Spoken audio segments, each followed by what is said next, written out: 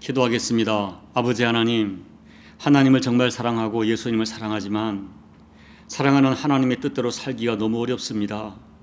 그러나 우리의 진실한 소망은 내가 사랑하는 주님의 뜻대로 살고 싶습니다.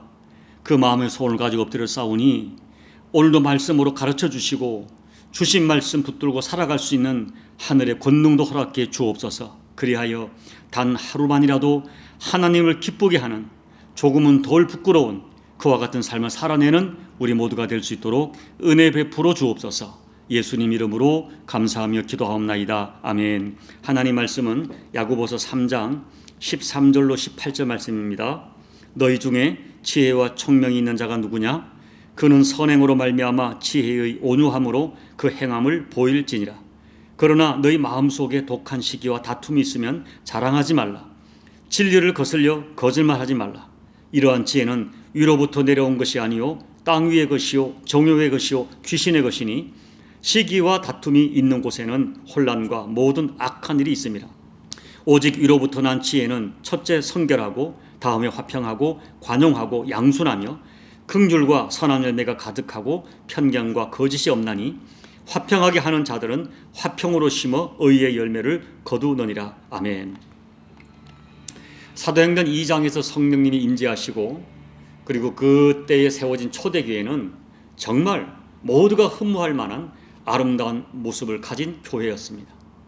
그들은 날마다 모여서 하나님을 찬미하고 예배를 드렸고 그리고 교우들이 진심으로 기뻐하는 마음과 순전한 마음으로 떡을 떼고 음식을 나누며 아주 친밀하게 교제했습니다. 더 충격적인 것은 자기들의 재산과 소유를 팔아서 각 사람의 필요를 따라 나누어 주는 기적에 가까운 모습이 초대교회에 나타난 것입니다. 그렇지만 그렇게 아름다운 초대교회들이 시간이 지나면서 교인들 간에 다툼이 일어나기 시작합니다. 아마도 야고보께서 이 문제를 다루는 것으로 보아서 그들 가운데 일어난 다툼은 작은 다툼이 아니었던 것 같습니다.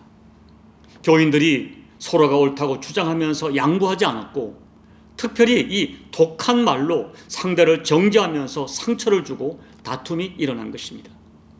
야고보께서는 이렇게 서로가 옳다고 주장하며 다투는 사람들에게 진정한 의미에서의 참된 지혜가 어떤 것인지를 가르쳐 주십니다. 교회에서 자기가 서로 옳다고 주장하고 있지만 사실은 위로부터 난 지혜가 아닌 것이 있고 세상적이고 정욕적이고 심지어 귀신이 주는 지혜가 있다고 말씀합니다. 오늘 야고보께서 말하는 두 종류의 지혜를 비교해 보면서 우리 자신들을 살펴보고 하나님의 기뻐하는 삶이 무엇인지를 깨닫고 그 삶을 선택하며 살기를 소망합니다. 첫째, 교회 안에도 세상적이고 정욕적이요 귀신이 주는 지혜가 있습니다. 이런 지혜의 특징을 14절 말씀을 보니까 독한 시기와 다툼으로 나타난다는 것입니다. 여기 독한 시기란 말의 뜻은 다른 사람의 의사를 꺾고 자기 의견을 반드시 관철시키려는 강한 태도를 가리키는 말입니다. 그리고 다툼이란 이 단어는 다른 성경에서는 이기적인 야심으로 번역합니다. 이것은 세상 정당에서 당권을 장악하기 위하여 다투는 것을 말합니다. 내가 리더십을 갖고 내가 당권을 잡기 위하여 모든 방법을 동원해서 상대방을 정죄하고 낙마시켜야 합니다. 결국 이런 다툼의 결론은 공동체가 깨지는 것입니다. 야고보는 이런 사람들이 주장하는 지혜는 위로부터 온 것이 아니라고 분명하게 선언하십니다. 왜냐하면 독한 시기와 다툼은 하나님의 성품과 전혀 맞지 않기 때문입니다. 그래서 독한 시기와 다툼을 해서라도 자기 주장을 무리하게 관철하려는 모습은 그 동기가 세속적인 욕망이라고 단언합니다. 아무리 하나님의 이름을 부르고 하나님의 뜻을 주장해도 그 동기와 방법과 과정이 세상적이라면, 세상 방법에 매여 있다면 그것은 자기 정욕에 근거한 세속적인 욕망일 뿐입니다. 결국 야고보께서는 독한 시기와 다툼은 그 출처가 귀신이라고, 마귀라고 그 정체를 폭로합니다. 마귀의 특징은 하나님을 대적하고 하나님과 사람이, 사람과 사람이 서로 대적하고 분열하게 하는 것입니다. 사탄이 있는 곳에, 귀신이 역사하는 곳에 반드시 다툼이 있습니다. 하나님의 지혜는 공동체를 하나가 되게 하고 세워주고 평화롭게 하는 것이지만, 독한 시기와 다툼은 결국 사람들의 마음을 나누게 하고 소란하게 하고 상대방에 깊은 상처를 주고 결론은 부서지고 깨트려 버립니다. 그러기에 독한 시기와 다툼은 마귀적, 귀신적이라는 것입니다. 결국 세상적이고 정욕적이고 귀신이 주는 지혜가 주는 결과는 16절입니다. 시기와 다툼이 있는 곳에는 혼란과 모든 악한 일이 있음이라. 독한 시기와 다툼이 있는 곳에 언제나 혼란이 찾아옵니다. 질서가 파괴되고 공동체의 평화가 깨지고 악한 일이 일어납니다. 여기 악한 일이란 것은 공동체에 유익이 되지 못하고 서로에게 상처가 되는 모든 결과를 총칭하는 것입니다. 우리는 가정이든 교회든 그 공동체 안에 귀신이 주는 지혜가 있다는 이 말씀이 너무나 두렵습니다. 교회 일을 하고 있는데 나도 모르게 귀신에게 이용된다고 하니 얼마나 두려운 일입니까? 이 말은 제가 만들어낸 말이 아니라 낙타 무릎이라고 말할 정도로 기도하던 사람인 야고보께서 성령님의 감동하심으로 증가하는 말입니다. 교회 안에 나도 모르게 아차하면 귀신이 주는 쥐에 사로잡혀 악용되는 사람이 있다는 것입니다. 그러므로 정말 정신을 차려야 합니다. 나도 모르는 사이에 귀신에게 이용되는 불쌍한 사람이 될 수 있기 때문입니다. 둘째, 하나님이 주신 지혜는 자기 자신을 바로 아는 데서 시작됩니다. 그렇다면 하늘에서 내려오는 하나님이 주시는 지혜는 어떤 특징을 가지고 있습니까? 13절 말씀을 해석하기가 쉽지 않습니다. 그런데 다른 번역본을 보면 다음과 같이 번역할 수 있습니다. 여러분 가운데 참으로 지혜롭고 총명한 사람이 누구입니까? 온유한 마음을 가지고 착한 일을 하면서 그 증거를 보여주는 사람입니다. 야고보께서 말씀하시는 지혜로운 사람은 교리적으로 지식이 많은 사람을 말하는 것이 아닙니다. 말을 잘하는 사람이 아닙니다. 마음이 온유한 사람입니다. 그런데 여기서 사용된 온유는 하나님 앞에 자기가 어떤 사람인지를 알기 때문에 찾아오는 영적인 성품입니다. 성경은 착한 사람을 온유하다고 말하지 않습니다. 성경이 말씀하는 이 온유는 하나님 앞에 자기의 실체를 본 사람입니다. 하나님이 나에게 어떤 심판을 하셔도 어떤 징계를 하셔도 할 말이 없는 죄인된 나의 실체를 깨닫고 하나님의 용서 없이는 살아갈 수 없는 자기의 실체를 본 사람입니다. 그래서 다른 사람이 자기를 심하게 정도 이상으로 정죄하는 것도 수용할 수 있는 사람입니다. 그리고 나아가서 주님께서 죄 많은 나를 용서하시고 나를 수용해 주셨듯이 나도 다른 사람을 온유한 심정으로 수용할 수 있는 사람입니다. 저는 이렇게 생각합니다. 진짜 예수님의 십자가 사랑을 믿는 사람은 윤리와 도덕으로 살지 않습니다. 또 윤리와 도덕으로 다른 사람을 정죄하지 않습니다. 윤리와 도덕을 뛰어넘는 십자가 사랑으로 살아가기 때문입니다. 그 십자가 사랑에 온유가 담겨 있습니다. 하늘에서 내려온 지혜는 바로 이 온유, 하나님 앞에 내가 어떤 존재인지를 깨닫는 온유함을 큰 특징으로 하고 있습니다. 그리고 17절 말씀을 보면 이 하늘에서 내려온 지혜는 다음과 같은 몇 가지 특징이 있습니다. 첫째, 성결합니다. 여기 성결하다는 말은 한마디로 동기가 순수하다는 것입니다. 동기가 순수하기 때문에 자기를 자랑할 필요도 없고 거짓으로 자기를 꾸미지도 않습니다. 둘째, 화평합니다. 다른 사람에게 상처를 주는 독한 말을 쏟아내서 화평을 깨는 것은 절대로 하나님이 주신 지혜가 아닙니다. 성경은 우리 성도를 가르쳐 화평케 하는 자라고 선언합니다. 위로부터 온 지혜는 하나님과 사람, 사람과 사이를 화평하게 하는 특징을 가지고 있습니다. 셋째, 하나님 주신 지혜는 관용하고 양순합니다. 관용하다는 것은 너그럽고 부드럽게 상대방의 입장을 헤아려 준다는 것입니다. 양순하다는 것은 여성스러운 의미가 아니라 남의 이야기를 기꺼이 들어주는 성품입니다. 누가 무슨 말을 해도, 누가 어떤 호소를 해도 자기 주장만을 끝까지 고집하는 사람은 하늘의 지혜를 가진 사람이 아닙니다. 넷째, 긍휼과 선한 열매가 가득합니다. 그런데 여기서 말하는 긍휼은 비록 자기의 잘못과 죄로 말미암아 고통받는 사람까지도 불쌍히 여기는 마음입니다. 이 긍휼은 다름 아닌 하나님께서 우리들에게 베푸신 그 긍휼입니다. 그리고 하나님의 지혜를 가진 사람은 긍휼로 끝나지 않습니다. 정말 불쌍해, 참 불쌍해, 안 됐어 하고 그냥 돌아서는 것은 성경적 긍휼이 아닙니다. 불쌍한 처지에 있는 사람을 위하여 구체적으로 도움의 손길을 펴서 선한 열매를 맺는 것이 진정한 긍휼입니다. 내 가슴으로 느끼기만 하고 말만 하는 것은 지혜가 아닙니다. 다섯째, 위로부터 온 지혜는 편견과 거짓이 없습니다. 예수님 당시의 종교인들은 편견으로 예수님을 홀대했고 편견으로 사회적 약자들을 정죄하면서 가까이 하지 않았습니다. 그리고 하나님이 주신 지혜는 거짓말하지 않습니다.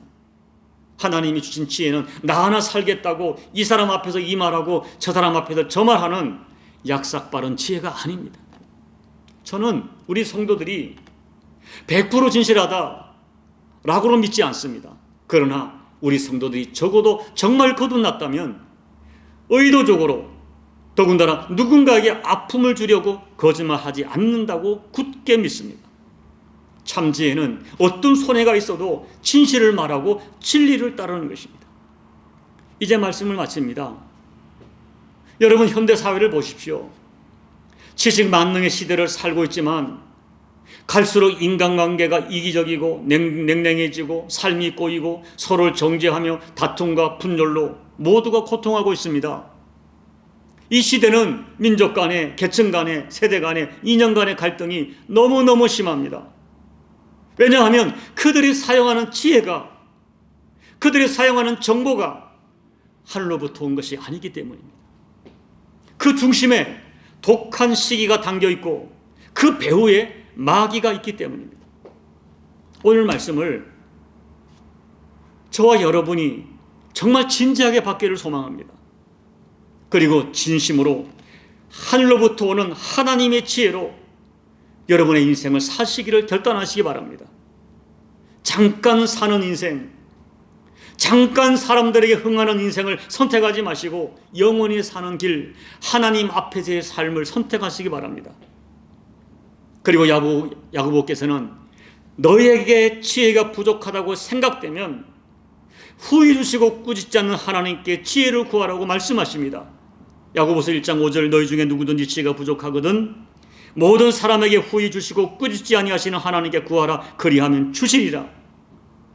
겸손하게 하나님께 지혜를 구하십시오. 그리고 어떤 일이 있어도, 혹 아픔이 있고 손해가 있어도 하나님의 지혜대로 살기를 결단하십시오.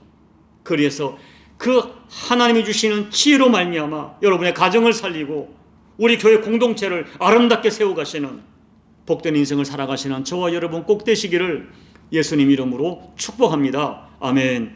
우리 찬송가 569장을 찬양하겠습니다. 선한 목자 되신 우리 주 항상 인도하시고 푸른 풀밭 좋은 곳에서 우리 먹여주소서. 선한 목자 구세주여 항상 인도하소서. 선한 목자 구세주여 항상 인도하소서.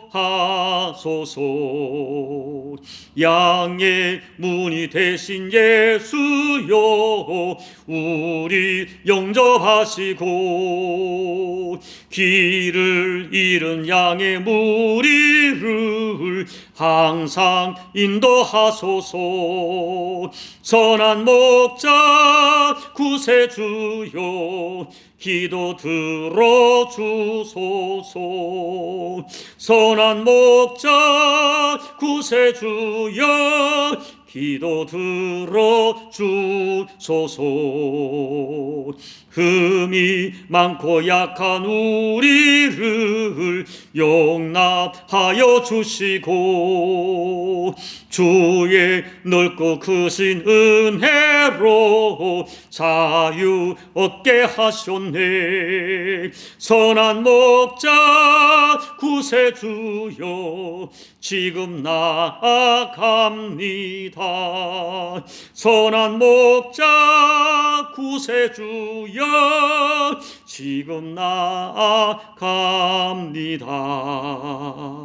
일찍 주의 뜻을 따라서 살아가게 하시고 주의 크신 사랑 베푸사 따라가게 하소서. 선한 목자 구세주여 항상 인도하소서. 선한 목자 구세주여 항상 인도하소서.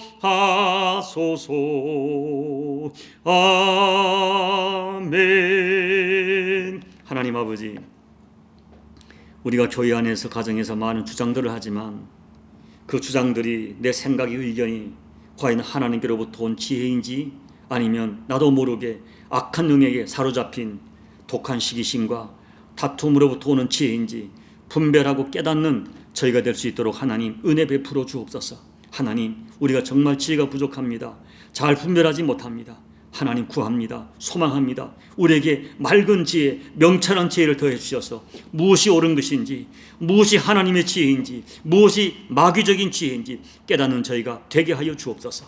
하나님 아버지, 우리의 다툼과 독한 시기심은 단순한 인간의 어떤 욕망을 뛰어넘어 나도 모르게 사탄적이고 마귀적인 지혜에 이용당할 수 있다는 이 진리를 기억하면서 우리가 깨어서 하나님 선악을 분별하고 하늘의 지혜와 악한 지혜를 분별하는 우리 모두가 될 수 있도록, 그리하여 선한 지혜로 하나님께 영광을 돌리고 선한 지혜로 내 사랑 가족과 교회 공동체에 아름다운 영향을 끼치는 우리 모두가 될 수 있도록 은혜 베풀어 주옵소서. 선한 지혜를 허락해 주시옵소서. 예수님 이름으로 간절히 소망하며 기도하옵나이다. 아멘. 여러분, 하나님께 지혜를 구하십시오. 우리가 교회에서 많은 주장을 하고 많은 의견을 말하지만 다 옳은 것이 아닙니다. 우리가 성경을 가지고 주장할 때도 있지만 그 결과가 혼란과 다툼이라면 그것은 하나님 주신 것이 아닙니다. 오늘 말씀을 생각하면서 하나님, 내게 지혜를 주십시오. 선악을 분별하게 도와주십시오. 하늘의 지혜와 땅의 지혜를 분별하게 도와주십시오. 그리고 기꺼이 하늘의 지혜를 선택하며 살게 해주십시오. 여러분, 결단하며 기도하며 나가시기 바랍니다. 그리고 여러분 각자의 기도 제목으로 기도하시고 예배를 마무리해 주시기 바랍니다. 기도하겠습니다. 아버지 하나님, 우리에게 지혜를 더해 주십시오. 우리가 교회에서 많은 주장을 하고 나도 나름대로 성경을 알고 말씀을 안다고 말하지만 그 과정에서 우리가 얼마나 많은 다툼이 일어나고 얼마나 많은 갈등이 일어나는지 모릅니다. 하나님, 우리가 하나님의 이름을 말하고 주의 뜻을 말하기도 하지만 그 중심에 독한 시기심이 있다면, 정욕이 있다면 그것은 하나님 뜻이 아니고 오히려 사탄적이 될 수 있다는, 마귀 귀신에게 이용당하는 것이 될 수 있다는 이 무서운 현실을 우리가 깨닫기를 원합니다. 아버지 하나님, 우리에게 지혜를 주십시오.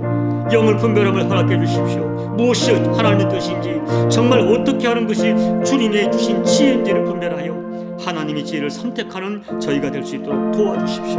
아버지 하나님이요, 우리가 얼마나 많이 우리의 지혜가 제한되어 있다는 것을 깨닫게 도와주시고 정말 겸손 앞에, 하나님 앞에 내가 어떤 존재인지를 깨닫고 하늘의 거룩한 신령한 겸손과 신령한 온유함으로 하나님, 우리 교회의 모든 관계와 모든 일들을 믿음으로 말씀으로 이끌어가는 우리 모두가 될 수 있도록 아버지 은혜 베풀어 주옵소서. 하나님, 다시 한번 기도합니다. 무엇보다 목사인 저에게 선한 지혜를 더해 주셔서 아버지가 주신 선한 지혜를 가지고 이 교회 공동체를 아름답게 섬길 수 있도록 아버지 은혜 베풀어 주시고 우리 교우들 서로가 선한 지혜로 서로를 세워주고 사랑하고 이끌어주고 하나가 되는 거룩한 지혜가 풍성한 우리 교회 될 수 있도록, 우리 가정이 될 수 있도록 아버지 은혜 베풀어 주시옵소서.